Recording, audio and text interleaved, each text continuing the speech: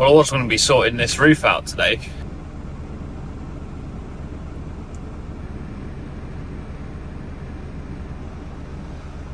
But don't really fancy that, so I think we'll grab some tools, go back to the barn and carry on with working some of them beams. Oh, that's better. Much better place to be. Look at that. It's dry. It's beautiful. Forgot how much I love the workshop, eh?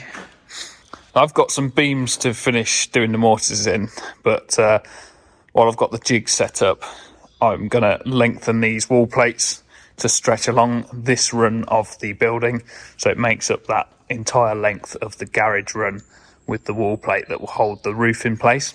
So I've got loads of joints to do on there with these scarfs. You've seen this all before in previous videos, so hopefully I'll just make this an entertaining video to watch. Oh, there is something different actually today. Got to keep Steve, the roofer, happy. He's going to do the roof on this oak work. I'll periodically make him a window board for his house out of some English oak as he's slowly renovating it. So he's asked for another one to be made. This is what I've been using. It's some English oak. It's about 40 years old, these slabs. They were kiln dried about 40 years ago. That's the rest of it up there. Got to keep it for special stuff, special occasions, but it's got a bit of woodworm in it. I'll try and find a bit out of that for this window board that he wants.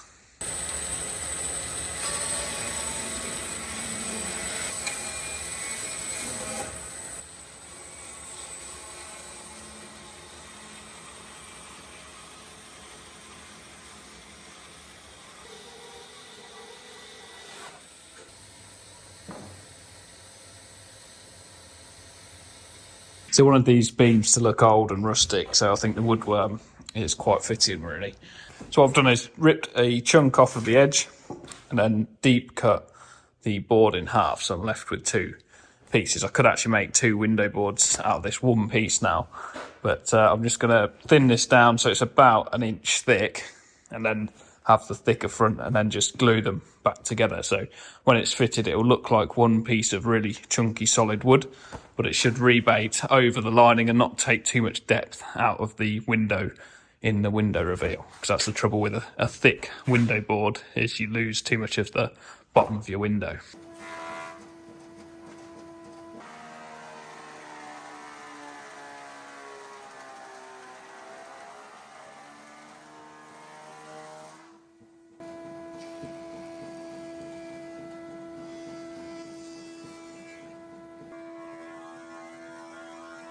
Now we just need the domino.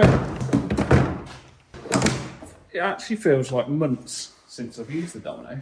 My mental state when I get this machine out now is to check 3 settings before we make any cut. But I think there is actually 5 things you can mess up on when you make a mortise. It's cutter size, angle of the fence, height of the fence, domino width and domino depth. So they're the things you want to be paying attention to before you start plunging this machine into an important piece of work.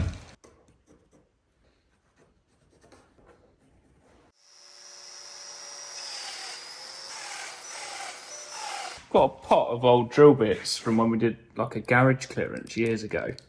There's loads of odd sizes, like 4.8mm. They're all pretty blunt or broken or really short, so they're not great for what I would use them for in woodworking.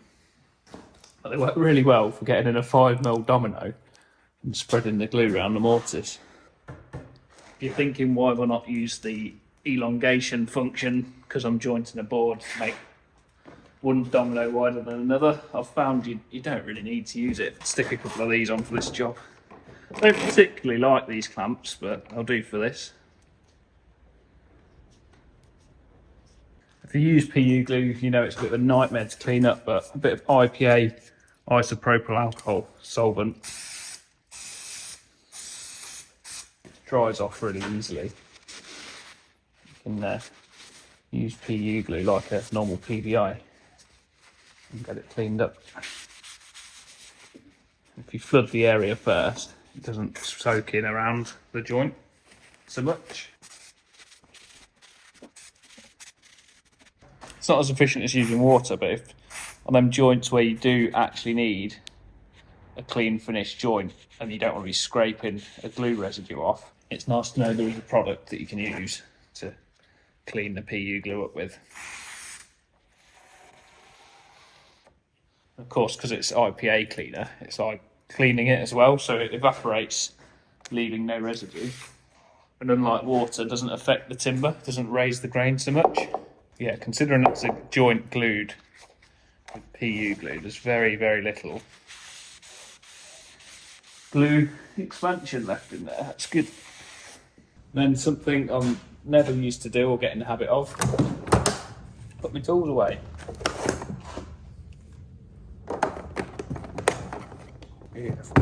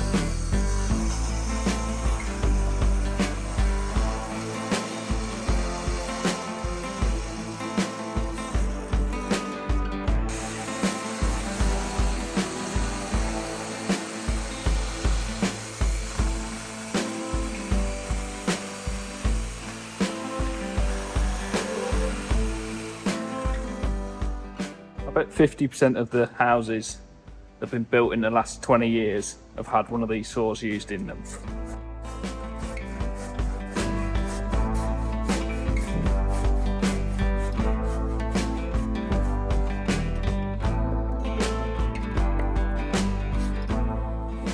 George has gone away for the week, so we're looking after this little Rembrandt.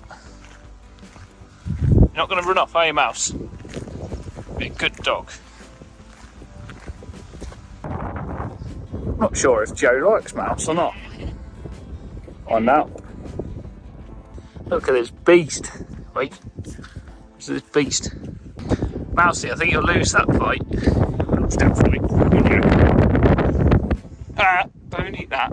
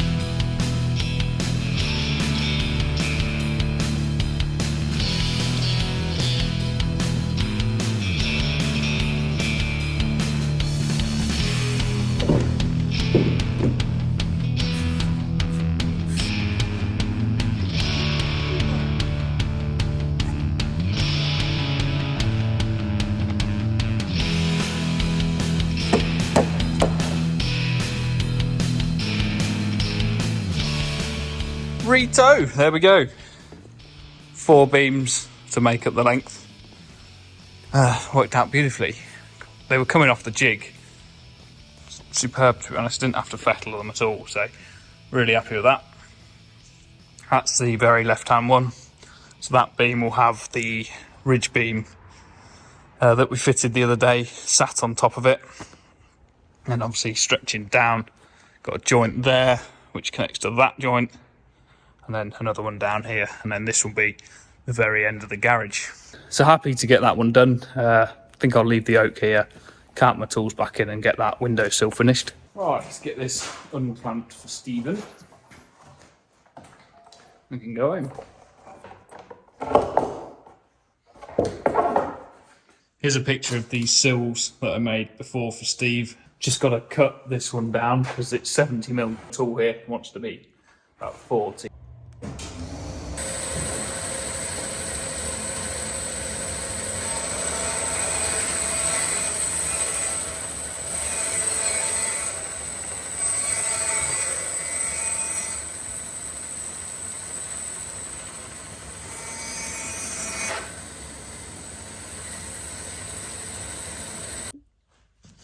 The windowboards I did for him have got a rough sawn finish on, but it's a bit more aggressive than my bandsaw leaves as a cut.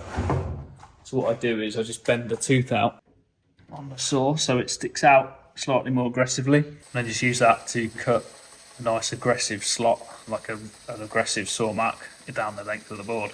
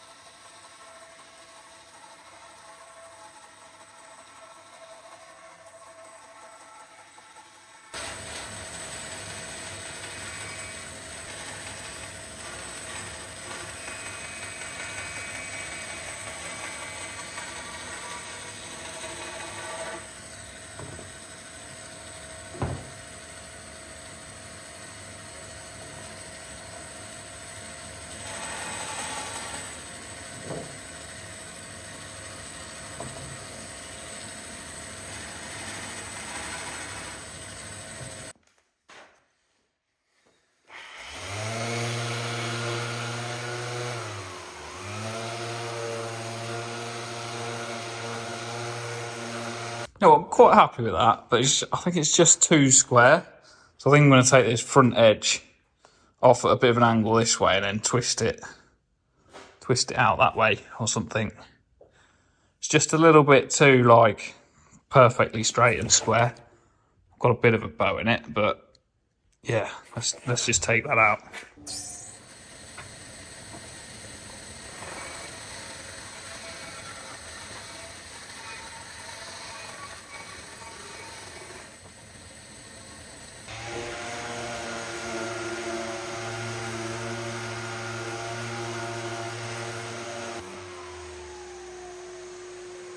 There we go. So what it'll do is just cut this around the reveal, so you get a nice chunky looking window board, but it only takes up a thin amount of your window at the back of the reveal. So yeah, cut this round and then plaster down to it. It should look really good. Sounds good.